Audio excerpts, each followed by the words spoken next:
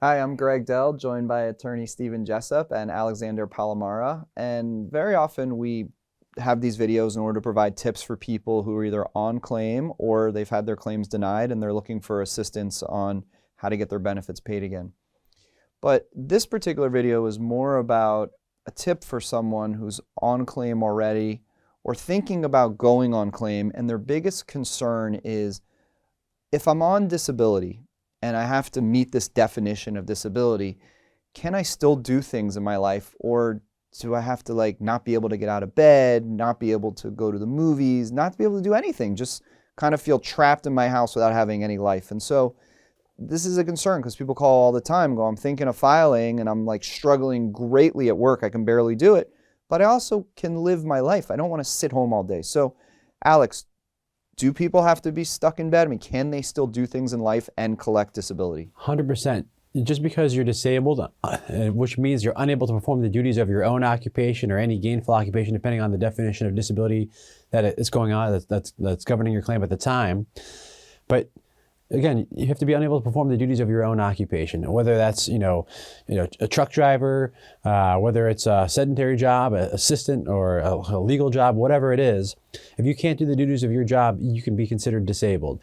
You do not have to be stuck in bed all day. It's a big misconception. The insurance companies sometimes think that way, but it's not true. But of course, you have to be careful because what you put on social media can be misconstrued. So you always have to be careful what you put out there on any claim, but no, you do not have to be stuck in bed all day. You can literally still live your life. You can still go on vacation, but you have to be able to prove with your medical records that you're unable to perform the duties of your own occupation or any gainful occupation. So Stephen, where do these disability insurance companies try to catch the claimants, and how do they go about doing it to say that your activities are inconsistent with what you're telling us? Yeah, I think this also goes back to something we had discussed, in a previous video, this idea of the subjectivity of the complaints, right? So you have a pain condition, and their argument always going to be, well, it's subjective. We don't really know how bad it is. So what they then do is it's all set up, your claim forms. They're asking what your capabilities are, what you can physically do, can't do, things of that nature.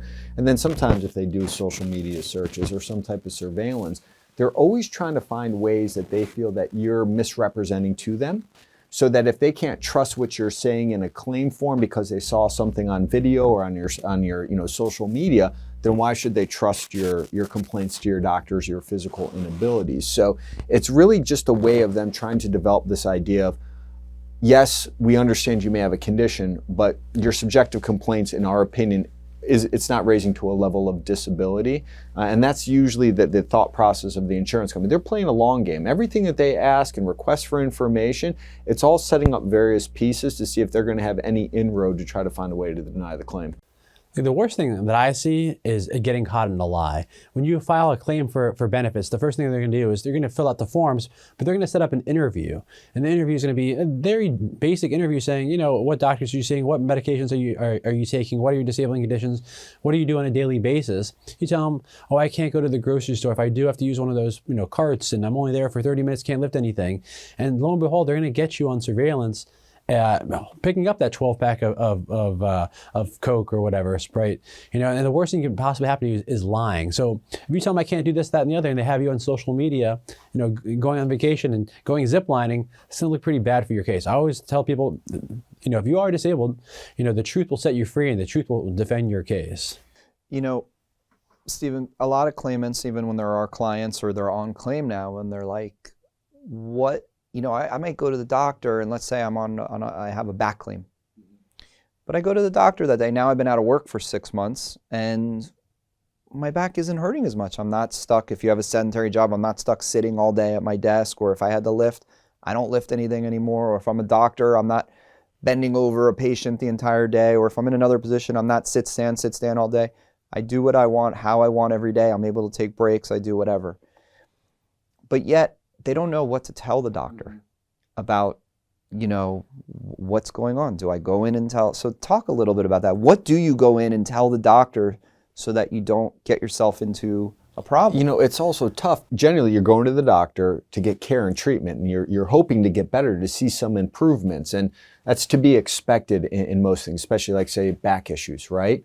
that you're going to have some improvement, especially when you've been out of the environment that maybe was exacerbating it, in the workplace environment. So I think it's always important to discuss with the doctor, yes, there is improvement. I'm able to, not feeling as much pain, but I've also reduced my activity. I'm not doing X, Y, Z. If I do sit for too long, I've noticed that my back still causes me issues and stuff. So there has to be that part of the truth of the fact that you are feeling better, but always kind of tying it back to the things that you have to avoid doing in order to stay that way. It is a tough balance of how to relay that to the doctor. What about, Alex, the person who goes to the doctor and, everyone knows you have good days and bad days. And we also say your condition waxes and wanes. That means you might wake up in the morning and feel okay, and by noon or after 1, you're a mess. But what about the person who goes to the doctor on a 9 a.m. appointment and took their pain meds or did whatever and they're feeling good that day, but yet the day before they felt horrible? How do you get that information into the records? You have to be as descriptive as possible. When the doctor asks you, how are you doing today? And you say, I'm doing okay, or I'm doing well. They're going to put that in their medical records, and the insurance companies, they love that. When you see a denial of a disability claim and these denial letters, they stress that, especially when you get the claim file and get the reviews of their independent consultants. Yeah. They love finding anything in the medical records. I mean, they're going to ignore anything that's supportive of the contention that you're disabled, and they're going to highlight anything that says, oh, he says he's doing okay, he's doing better, doing well. So you have to be as descriptive as possible, and you have to talk about, hey, doctor, I'm doing all right today, but let me tell you about 2 days ago. I went to church on Sunday, and I was there for 3 hours, and then I couldn't get out of bed Monday morning. I was in so much pain. So you have to be, even though your doctor might not ask you the questions, you have to give more information and make sure it's in your file, because if it's not in your file, the insurance company is never going to hear of it. I think that's the big tip here, is that when you go to the doctor, and say you go once a month or every 3 weeks or every 2 months, you got to go in as if you're giving a history of what took place since you last saw the doctor. One of the best ways to do this is to keep a log every single day. When you do have issues, document it. That's the simplest way. A lot of people don't do that. It's hard to even keep that. But then you go in and say, doctor, since I've seen you last, it was 60 days. Here's what was going on with me. You can see that I had almost every day, I had some kind of episode or something that was bothering me, and this is what was going on. And there are pain journal things out there that people can use, but it could be as simple as just write the date, write how you felt. If you had an episode, right at 12 o'clock to 12:30, I had excruciating pain, which had me lay down, or I canceled my going out, or I couldn't go somewhere with my son or daughter or whatever it may be. So, but then getting that into the record. So it's not just reporting it, because Steve, you're talking, I'm listening to you, and you're like, you got to tell the doctor this, this, and that. But what if the doctor doesn't write it down? That's what Alex brought up. I mean, that's terrible. And more often than not, the doctor doesn't write it down. And you can ask the doctor with those logs if you can make them part of the record. Right. Put it into the record. But always make sure that your log matches up to the truth, because they can do surveillance of you and you say, hey, September 1st, I was in so much pain I couldn't do anything, and they have you on surveillance, I don't know, running a half marathon or doing something crazy, and then you're caught in a lie, and that's like the worst thing ever. That's how it all started. And the other thing to take away from this, and I tell the claimants every time, and you said it, Alex, never exaggerate, always tell the truth. If you tell the truth, we can handle everything. But if you go in there and you say, oh, I'm just going to go extreme. I never go anywhere without a cane. Never. First of all, never use never. Never use never. Never use never. Never use always. Because it's not always going to be like that. I keep using the same word in sentences. It's not always going to be like that. So don't do that to yourself. Don't go in there and say, I always do this. I never do that. Because the chances are that's not what happened. And it doesn't need to happen like that in order to get the claim. Remember, when you're dealing with a claim, it's your ability to work with continuity on a 40-hour work week. Most carriers, if your job used to be 60 hours, they don't care. It has to be the ability to do the job on a 40-hour work week. So it's okay that you have a good day here and there. And if they catch you on video and you're running a couple errands and you're looking good, no big deal. That's one day. Now, if they get you 3 or 4 days in a row looking good, you're going to have a problem. But you're going to have a bigger problem if you go to the doctor and they got you a few days earlier and you go, oh, it's been horrible, I couldn't do anything. You are dead. It's a bad situation. But if you always tell the truth, I don't care about video surveillance. We touched briefly, Steve, just mentioned social media, how the disability insurance companies use it. People think they can't access it, and what they do with it. in terms of disability claims? Yeah, I think one of the big things is the access. People say, hey, it's private. My understanding though is if they find contacts and they are able to get onto that page, there may be pictures posted of you there. I mean, they'll do a lot of background searching. We see denials and claim files on it. And, people say, oh, they put their best foot forward on social media, the good things going on.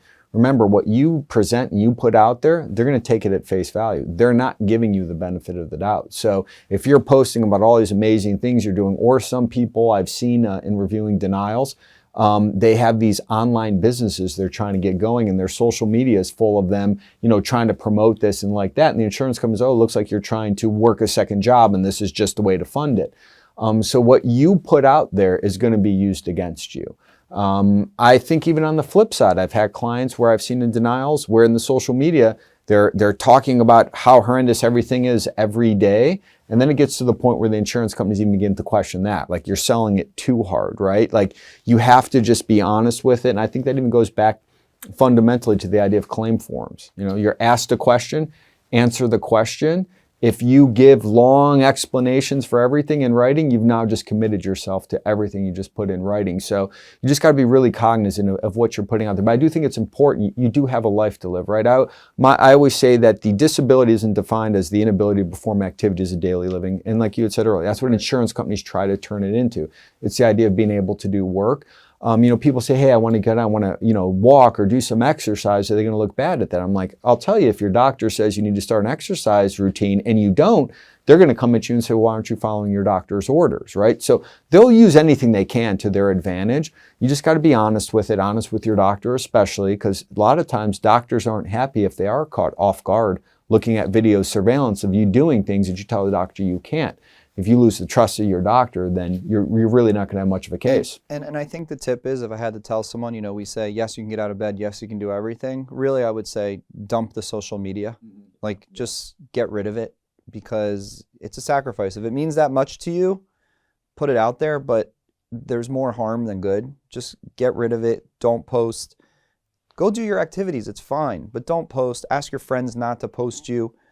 You don't need the appearance of impropriety in this world, because a picture speaks 1,000 words, but the company's going to interpret it however they want. And once they get any little angle to take on you, they're going to take it to the worst extreme. And now you got to explain something and deal with it, and one day show it to a judge or show it to a jury. And you don't need to have any attacks on your credibility. Right, and you might go 6 months without benefits because of a stupid picture that you put on Facebook or Instagram, and then ultimately may have to deal with a lawsuit just because of one little picture. They're going to run with it. We see it every day, and it just brings me back to the case we had with a client who was severely disabled, but was completely bored, wanted to start having attention, started blogging, and took vacation, which was fine, but blogged about his vacations and made them seem very adventurous, to the point where if you have this condition, you shouldn't be doing that. And when talking to him, and we knew him and knew what he could or could not do, he says, I'm a fictional... He's trying to do it creatively to get creative more writers. Writing to make it where, like, hey, maybe people want to visit there because I told them a good story. And that really was his purpose and his meaning, because there's no way he could do the thing. It was like, hike a mountain. It was like hike Machu Picchu or something. And he's like, I would love to. I could never do it. But and in that case, we submitted all the receipts for everything with regards to, yes, he did travel, but like various accommodations he had to make to do it. But once his insurance company saw that, everything was geared towards that. And that was a case that did end up in front of a judge. And, a judge ruled with the insurance company on it. And I believe heavily based on what was being held out there. And that claimant had already been on claim for 14 years, I 14 believe. years? 14 years. And so 14 years you had this condition. You didn't get better, and there was objective evidence. It had everything you needed to have, but this person's own words destroyed their claim. So that's just a little lesson for people out there, that this social media really crushes you. And don't exaggerate. Just tell the truth to your doctors and make sure everything's in there. So a lot of tips in this one video. Hopefully people benefit from this. If you're someone out there who needs help with a short-term or long-term disability insurance claim, feel free to reach out to Alex, Steven, myself. No matter where you live in the country, we're available to assist you, and we'll always provide you with an initial free phone consultation.